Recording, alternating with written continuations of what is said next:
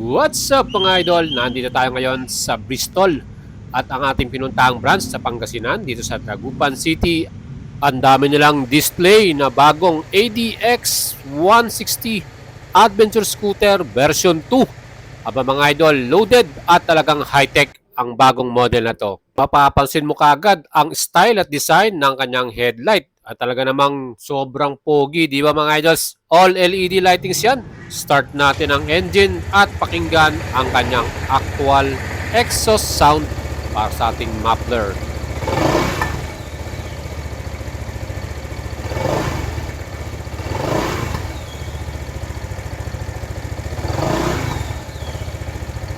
And mga idols, kung kayo ay bibili ngayon ng bagong ADX 160 version 2, ito ang mga color na available: white, gray, red at black.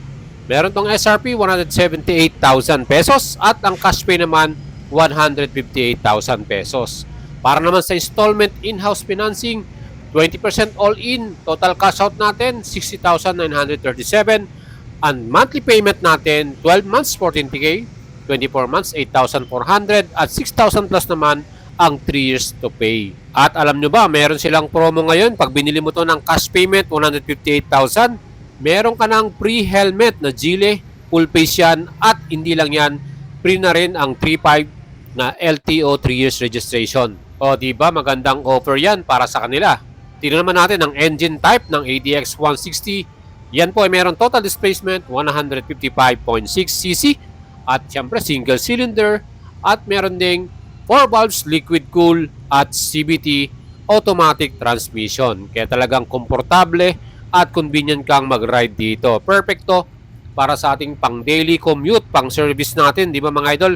Meron tong maximum power na 16.1 HP. Malakas yan at maganda para sa duluhan. At sa arangkada naman, 14.7 Newton meters at 6,500 RPM. Kaya mga idols, ano pang iniintay ninyo? Kung kursunado nyong ilabas ito, yan ang mga color na pagpipilian natin. Black, red, gray, at pearl white. Para sa akin, mas pinili ko tong color white eh. Iba talagang dating sa akin pag white color. And syempre yung ating mga iba pang nag-unang motor, may mga white color tayong scooter. Ano. Mga idols, ito pong bagong model na to, pag titignan nyo yung kanyang pinaka-suspension, aba, ibang klase din. Ang front suspension nito, yan ay inverted forks or gold anodized color pa, no? O, di ba mga idols, bumagay lalo, di ba? At syempre, dahil inverted dyan, mas magandang handling at mas stable, even cornering. Mga idols, para naman sa likuran, etong perfect dito. Dual shock absorber with sub-tank na.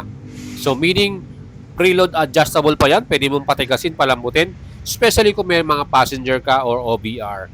So, mga idol, tingin ko magiging komportable din kahit meron tayong back ride dito, no, mga idol. Let me know your comment, mga idols. Anong masasabi nyo sa ating bagong ADX 160 version 2? At pagdating naman sa stopping power, aba, matindi rin. Ito, naka-pedal style disc at syempre, naka-dual piston ang ating front brake. Yan din po ay merong equipped din na anti-lock braking system.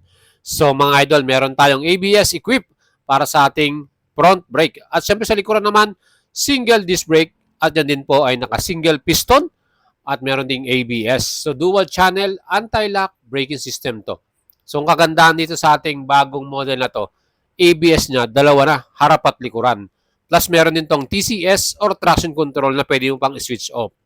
Ang ganda rin ng kanyang bagong spoke wheels, ano? Yung kanyang aluminum rims, no? Kita nyo yung design niya. Perfect, di ba mga idols? At pinatniran yan ng dual purpose tire. O di ba, pang adventure talaga. Ang brand na ginagamit nila dito ay CST brand, mga idol. So sa front tire natin, may sukat yan na 110 80 14 o 14 inch ang ating gulong sa harapan at sa likod naman na may sukat 130 70 by 13 inch. Ayan mga idols, ano, normal na sukat natin. Meron din siyang rear fender para yung talsik hindi din masyadong malakas sa ating likuran. Astig din yung bagong logo nito mga idols, ano, kita nyo, yan din po ay naka 3D emblem ADX 160. Before kasi nilagay nila dyan parang sticker lang eh. At mga idol, itong ating pinaka-grab bar sa likuran, ready na rin para sa ating top box. Quality din ang ating pinaka-seat cover na nilagay dito. Makapal din yung foam pagdating sa kanyang rider side. And nung tinry nating upuan to, talagang komportable tayo mga idol, ano? Kahit siguro long rides, pwedeng-pwede to. Para naman sa ating passenger side, okay din yung kanyang size ng pinakaupuan. Hindi siya masyadong malapad. Ang kargahan naman ng kanyang gasolina nandito sa bandang gitna, no? At pwede mong i-open yan sa tabi ng ating pinakakiles. Mga idols, meron tong fuel capacity 11 liters. Ganun kadami ang may kakarga mong gasolina rito. At may average to na 38 to 40 km per liter. May compartment din tayo sa pinaka-front. Ayan po ang ating bulsa na andyan din sa loob niyan ang pinaka-USB charger natin na may cover. O di ba mga idols, pwede mo nang iwanan ang ating cellphone dyan.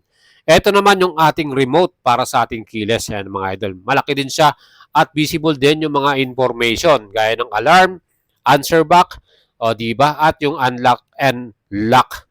O mga idol, yung ating handlebar talagang mataas din at syempre komportable tayo dahil riding position natin ay saktong-sakto. At pag inopen mo naman ang ating display meter panel, yan po ay full color TFT na.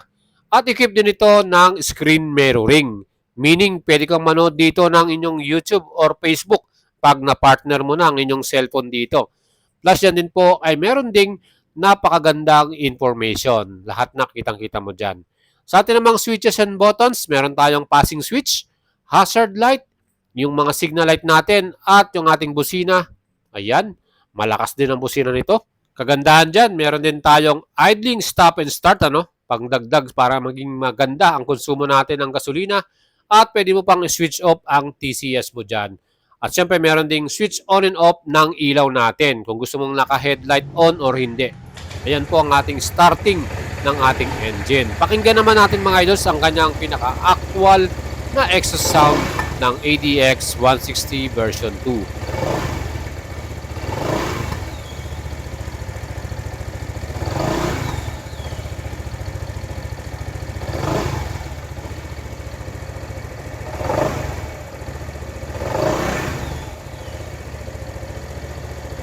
And subukan naman natin ang ilaw ng ating ADX 160. Napakalinaw talaga. Yan po ang pinaka-projector lamp niya pag naka-turn on, low beam. Yan naman ang ating pinaka-signal light at pinaka-daytime running light niya talagang visible din talaga, napakalinaw dahil LED po lahat ang ilaw nito. So pag naka-turn on yung ating hazard light, kita mo visible yung ating pinaka-turn signals. At mga idol, napakalinaw talaga ng ilaw. Sigurado ako pag sa gabi ay maliwanag yung ating dadaanan. Sa likod naman, yung ating brake light, ayan, kita nyo sa bandang baba yung kanyang signal light. Plus maliwanag yan, lalo na pagka tinurn on mo yung brake nito. Sa mga nakasunod sa atin, kitang-kita at visible ka. Meron ditong plate lamp, at meron ding reflectorize para sa ating plaka. Ayan mga idols, ano masasabi nyo dito sa ating brand new ADX? Pag naman gusto mong i-turn off ang engine, meron tayong cut-off switch para sa ating side stand. Maganda rin yung foot area natin, pwede mong i-extend, kaya relax din tayo kahit long rides. At sa passenger naman, maganda rin yung pinaka-footrest niya. Ayan mga, foldable yan, pwede nating yan. Again, ang ating pinaka-windscreen, yan din po ay manually adjustable. So pwede mong iangat at ibaba yan. So mga idol, ano masasabi nyo? Pasado ba sa inyong criteria ang bagong ADX 160 version 2? Lalo na ngayon, meron silang cash payment promo, meron kang libreng Geely helmet full face, at hindi lang yan, libre na rin ang inyong 3.5 na 3 years LTO registration. Kaya habol na kayo sa kanilang promo. Mga idols, yan po yung mga color na pagpipilian natin. Kung nagustuhan niyo ang ating video, huwag niyong kalimutang i-subscribe ang ating YouTube channel, i-like, at syempre i-share nyo sa inyong mga kaibigan na gusto maglabas ng bagong motorsiklo. Stay tuned para sa ating next vlog mga idol, and ride safe palagi.